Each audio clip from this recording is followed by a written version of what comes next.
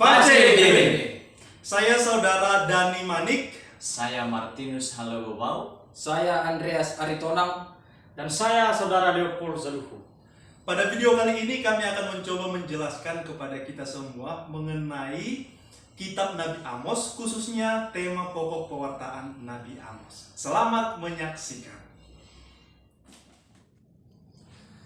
Para mahasiswa yang baik, selamat pagi dan selamat datang kembali dalam mata kuliah kita, Nabi-Nabi Kecil, pada hari ini. Dalam perkuliahan kali ini kita akan mencoba membahas tentang kitab Nabi Amos. Kitab Nabi Amos merupakan salah satu kitab yang cukup banyak didalami karena berkaitan dengan kritik-kritik sosial, religius, dan universalitas yang cukup relevan untuk kehidupan, bahkan hingga saat ini. Ada juga kalanya digunakan untuk memperkuat teologi pembebasan dengan argumen bahwa orang Israel dahulu kala pun sudah memperjuangkannya. Nabi Amos yang dikenal sebagai seorang petani dan seorang peternak berkarya sekitar tahun 786 sampai dengan 746 sebelum Masehi, yakni pada masa pemerintahan Raja Yerobeam kedua, di mana pada waktu itu kerajaan Israel terpecah menjadi dua, yakni kerajaan selatan yang disebut sebagai kerajaan Yehuda dan kerajaan utara yang disebut sebagai kerajaan Israel. Nabi Amos sendiri sebenarnya berasal dari sebuah desa di kerajaan selatan yang bernama Tekoa. Namun, Nabi Amos dipanggil Tuhan untuk menjadi nabi bagi bangsa Israel di kerajaan utara. Jadi Nabi Amos itu dari kerajaan selatan, tetapi dipakai Tuhan untuk menyampaikan nubuat dari Tuhan kepada bangsa-bangsa Israel di kerajaan utara. Kejayaan dan kemakmuran yang dialami oleh kerajaan Israel waktu itu telah membawa mereka ke dalam kemerosotan keagamaan dan tata kemasyarakatan. Israel mulai melakukan penyembahan patung lembu jantan dan dewa-dewi kesuburan, atau yang biasa disebut dengan Baal Astarte, yang disertai dengan pelacur-pelacur suci. Keyakinan Israel terhadap ibadat kepada Allah disejajarkan dengan keyakinan mereka terhadap penyembahan kepada dewa-dewi setempat tersebut. Mereka memisahkan agama dari tata susila atau perbuatan moral. Selanjutnya, dalam tata kemasyarakatan terjadi kemakmuran yang tidak merata di kalangan para masyarakat, di mana orang kaya semakin kaya, sedangkan orang miskin semakin miskin. Orang yang berkuasa memperlakukan seenaknya orang-orang kecil. Mereka menjerat orang-orang kecil dengan hutang, sehingga orang-orang yang berkuasa memperbudak orang-orang kecil. Akibatnya, maraklah terjadi korupsi, penindasan, pemerasan, dan akhirnya ketidakadilan semakin merajalela. Oleh karena itu, dalam situasi ini, Nabi Amos muncul dan menubuatkan pemberitahuan dari pihak Allah tentang masa depan kerajaan utara, di mana Allah mewahyukan dirinya kepada Nabi Amos dengan 5 penglihatan. Baik, para mahasiswa yang terkasih, dalam kitab Nabi Amos mengenai pewartaannya terdiri dari 2 bagian. Yang pertama itu sering dinamai sebagai tema pokok, dan yang kedua itu sering dinamai dengan tema sampingan.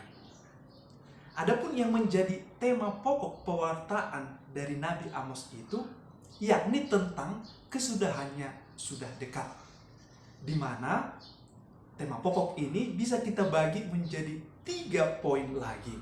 Yang pertama itu adalah kritik sosial atau kritik terhadap ketidakadilan. Yang kedua, kritik keagamaan atau kritik terhadap kemunafikan. Dan yang ketiga itu adalah hukuman dan janji keselamatan. Sementara yang menjadi tema sampingan dari kitab Amos yaitu tentang universalisme dan monoteisme. Namun para mahasiswa, dalam perkuliahan kali ini kita akan lebih memfokuskan tentang tema pokok dari pewartaan Nabi Amos tersebut.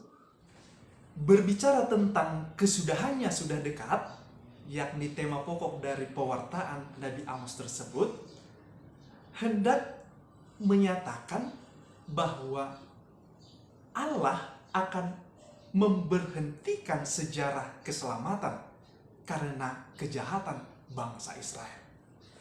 Tema tersebut diungkapkan dengan pernyataan, "Aku akan melepaskan api ke dalam bangsa Israel dan bangsa-bangsa lain." Melepaskan api merupakan bahasa metafor untuk perang. Maka akan terjadi perang dalam bangsa Israel. Tuhan akan menghancurkan Israel dan bangsa-bangsa lain karena kejahatan mereka melalui perang tersebut. Nabi Amos mencela kejahatan bangsa Israel, terutama kalangan penguasa yang memperkosa keadilan dalam masyarakat dan melakukan penindasan terhadap kaum rakyat jelata. Memperkosa hak sesama manusia berarti memperkosa perjanjian Allah. Sebab Allah memilih dan mengadakan perjanjiannya bukan dengan kaum elit, tetapi dengan seluruh umat manusia. Pilihan dan perjanjian Allah tersebut yang tidak ditanggapi dengan tata susila, dengan hidup bermoral, itulah yang mendatangkan hukuman terhadap bangsa Israel.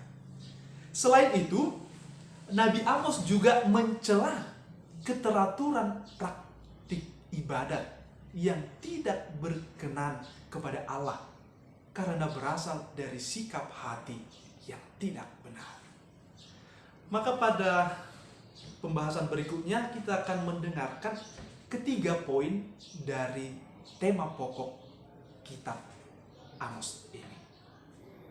Poin yang pertama adalah kritik sosial atau kritik terhadap ketidakadilan. Kritik Amos mengenai ketidakadilan bertitik tolak dari gagasan tentang masyarakat perjanjian yang tertuang dalam kitab Ulangan 12-26. Peraturan dalam kitab itu bermaksud untuk menolong bangsa Israel mewujudkan kasih kepada Allah. Caranya dengan hidup dalam keadilan, kebenaran, dan kejujuran. Nah, kalau bangsa Israel setia melaksanakan perintah tersebut, maka kasih Tuhan akan tetap menyertai mereka. Tapi sebaliknya, bila Israel menolak, maka Tuhan akan menahan berkat-Nya dan Israel akan hancur. Faktanya, bangsa Israel menjadikan keadilan dan kebenaran menjadi ipuh dan racun yang mematikan. Apa itu ipuh? Ipuh yang dimaksud ialah jenis makanan yang rasanya pahit sekali dan sering dipakai sebagai perbandingan terhadap kepahitan malapetaka. Nah, dengan kata ipuh yang mau diungkapkan adalah orang-orang Israel mengubah keadilan menjadi sarana untuk memeras orang-orang yang tidak berdaya. Nah, bagi Nabi Amos, kemewahan adalah skandal yang menyakitkan karena dibangun atas penderitaan orang-orang miskin. Maka dengan keras ia bernubuat, "Dengarkanlah firman ini, hai lembu-lembu Basan yang ada di gunung Samaria, yang memeras orang lemah, yang menginjak orang miskin, yang mengatakan kepada tuan-tuanmu, bawa kemari supaya kita minum-minum. Tuhan Allah telah bersumpah demi kekudusannya, sesungguhnya akan datang masanya bagimu bahwa kamu diangkat dengan kait yang tertinggal di antara kamu dengan kail ikan. Kamu akan keluar melalui belahan tembok, masing-masing lurus ke depan, dan kamu akan diseret ke arah Hermon. Lembu-lembu basan dalam hal ini berarti jenis lembu unggul di Israel. Ini biasanya merupakan analogi dari wanita-wanita Samaria yang hidup dalam kemewahan, memperalat suaminya sebagai pemuas nafsu mereka, yang memerintah masyarakat dari balik layar dengan menguasai pengadilan dan praktik korup yang tercela. Nah, mereka-mereka inilah yang akan mengalami penderitaan dan diseret ke negeri pembuangan. Poin yang kedua adalah kritik keagamaan. Iman bangsa Israel kepada Allah yang telah memilih dan membebaskan mereka dari perbudakan Mesir, mestinya mereka hidupi dalam kebenaran, keadilan, dan kejujuran. Namun, pada kenyataannya mereka hidup dalam kemunafikan. Bentuk keagamaan mereka sudah tidak selaras lagi dengan identitas mereka sebagai bangsa terpilih. Mereka menjadikan pembebasan mereka dari perbudakan Mesir sebagai dasar untuk membanggakan diri dan jaminan keselamatan mereka. Sehingga praktik keagamaan mereka yang mewah meriah hanyalah sarana untuk menenteramkan hati dan menyembunyikan diri dari praktik keadilan dan penindasan. Melalui kritiknya, Amos membalikkan keyakinan yang menjadi dasar keselamatan bangsa Israel itu menjadi alasan hukuman Allah. Hukuman itu akan terjadi karena mereka berlaku munafik dalam peribadatan yang kelihatannya teratur dan semarak, sehingga para peziarah pun merasa senang.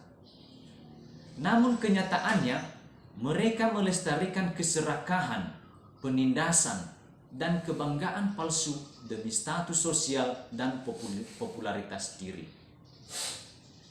Amos sebetulnya menghendaki bangsa Israel mencari Allah saja dengan melakukan kehendaknya. Amos bab 5 ayat 4. Kritikan Amos jelas tidak menolak peribadatan sebagai salah satu ungkapan relasi Israel dengan Allah, tetapi ia menolak atau menentang ibadat yang tidak berasal dari hati yang benar dan mentalitas yang adil. Poin yang ketiga, hukuman dan janji keselamatan. Dalam Amos bab 4 ayat 6 sampai 13 mengisahkan sejumlah hukuman yang akan ditimpakan Allah kepada bangsa Israel supaya mereka bertobat, namun tidak berhasil. Maka Allah merasa tidak ada lagi gunanya untuk mempertobatkan bangsa Israel dengan cara demikian.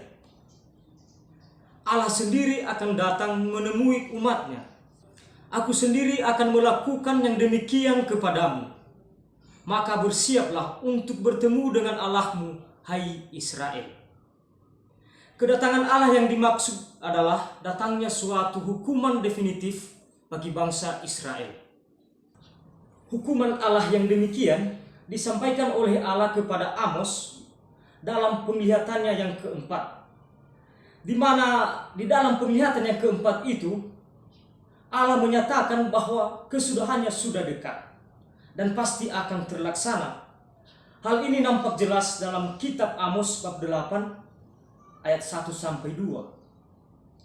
Sedangkan bentuk hukuman itu sendiri dinyatakan oleh Allah kepada Amos dalam penglihatan yang kelima, yakni kemalangan akibat bencana alam dan perang yang akan menghancurkan seluruh bangsa Israel.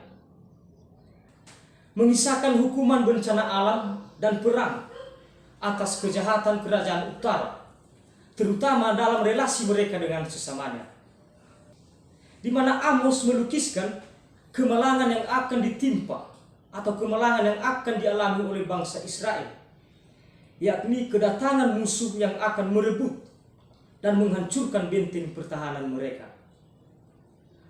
Tidak ada lagi kemungkinan bagi bangsa Israel untuk menyelamatkan diri. segala kebanggaan Israel akan dihancurkan oleh Allah. Namun di atas segala ancaman dan hukuman itu, Amos juga menubuatkan keselamatan. Hal ini nampak jelas dalam Amos bab 9 ayat 8 sampai 10. Di mana Amos melukiskan bahwa pemusnahan Israel bukan untuk keseluruhan, tetapi hanya untuk mereka yang berdosa saja. Dengan demikian, nubuat Amos tidak melulu ancaman dan hukuman, tetapi juga nubuat keselamatan bagi mereka yang bertobat. Ia mengajak umat untuk kembali ke jalan yang benar. Carilah Tuhan, maka kamu akan hidup. Carilah yang baik, supaya kamu hidup. Amos bab 5 ayat 6 dan ayat 14. Para mahasiswa yang terkasih, demikianlah pertemuan kita pada hari ini. Dan sebagai kesimpulan, dapat kita katakan bahwa apa yang diramalkan oleh Nabi Amos sungguh terjadi pada tahun 722 sebelum Masehi, ketika kerajaan Israel ditaklukkan oleh bangsa Asyur.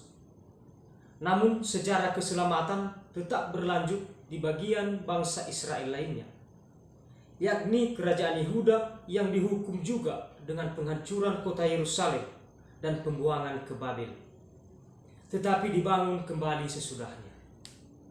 Pengalaman keluar dari pembuangan dan pemulihan kembali kota Yerusalem sesudah pembuangan, itulah yang menjadi pegangan untuk berharap akan penyelamatan Allah selanjutnya.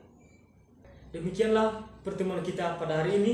Terima kasih dan sampai jumpa pada pertemuan berikutnya. Horas dan sehat-sehat selalu. Baik para saudara-saudari yang terkasih yang sudah menyaksikan video pembelajaran kali ini, kiranya dengan kitab Nabi Amos yang berbicara tentang kesudahannya sudah dekat ini, semakin mengingatkan kita akan tatanan-tatanan kehidupan baik di masyarakat, di gereja, semakin membuat kita mengingat apa yang dikehendaki dalam kehidupan kita. Kiranya praktek-praktek ketidakadilan yang menindas masyarakat kecil semakin terkikis sehingga hidup kita lebih aman, damai, dan sejahtera. Akhirnya kami kelompok mengucapkan terima kasih. Tuhan memberkati. Pace Bebe.